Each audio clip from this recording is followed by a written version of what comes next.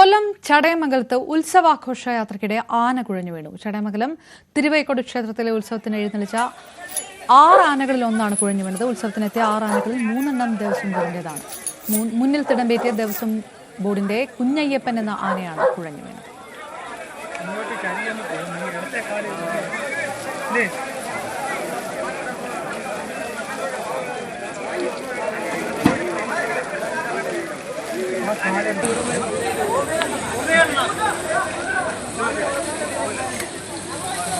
വിവരങ്ങളുമായി എസ് വിനീഷ് ചേർന്നു. വിനീഷ്, കൃത്യമായിട്ടുള്ള നിർദ്ദേശങ്ങളൊക്കെ ആന എഴുന്നള്ളിപ്പുമായി ബന്ധപ്പെട്ട് ഉള്ള സമയമാണ്. ഇതെല്ലാം പാലിക്കപ്പെട്ടിട്ടുണ്ട് എന്ന് തന്നെയാണ് പറയുന്നത്, അല്ലേ? വിവരങ്ങൾ എന്താണ്? അപർണ, കഴിഞ്ഞ ദിവസമായിരുന്നു ഇത്തരത്തിലുള്ളൊരു സംഭവം ഉണ്ടായത്. ചടയമംഗലം കുരിയോട് തിരുവാക്കോട് ക്ഷേത്രത്തിലെ ഉത്സവാഘോഷവുമായി ബന്ധപ്പെട്ട് ഉത്സവാഘോഷയാത്രയിൽ അണിചേരേണ്ട ആനയാണ് ഈരാറ്റുപേട്ട അയ്യപ്പൻ എന്നാണ് ഈ ആനയുടെ പേര്. അങ്ങനെ ആന കഴിഞ്ഞ ദിവസം ഒരു 6 മണിയോടുകൂടി കുഴഞ്ഞു വീഴുകയായിരുന്നു. അപ്പോ ഈ ആനപ്പുറത്ത് പാപ്പാനുണ്ടായിരുന്നു. പാപ്പാനും നിലത്തി വീണു. പരിക്ക് ഗുരുതരമല്ല. നിസ്സാര പരിക്കുകളോടെ അയാൾ രക്ഷപ്പെടുകയും ചെയ്തു.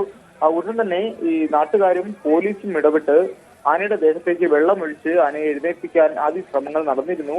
അപ്പോ സ്ഥലത്തുണ്ടായിരുന്ന മറ്റ് പാപ്പാനും, അതായത് ഈ ആനയോടൊപ്പം മറ്റ് 2 ആനകൾ കൂടി ഉണ്ടായിരുന്നു. മൊത്തം 3 ആനകളായിരുന്നു ഘോഷയാത്രയിൽ അണിചേരാനായിരുന്നത്. അപ്പോ 2 ആനയോടൊപ്പം ഉണ്ടായിരുന്ന മറ്റ് പാപ്പാന്മാരും കൂടി ഓടിയെത്തുകയും ആനയ്ക്ക് ശുശ്രൂഷകൾ നൽകുകയും ചെയ്തു. അതായത് ആനയുടെ ശരീരമാകെ തടവുകയും അതുപോലെ തന്നെ വെള്ളം ഒഴിക്കുകയും ചെയ്തു.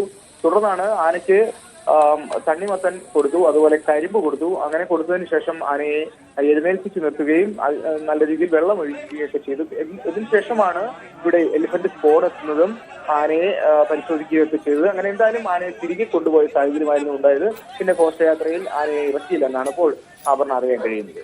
എസ് വിനീഷ്.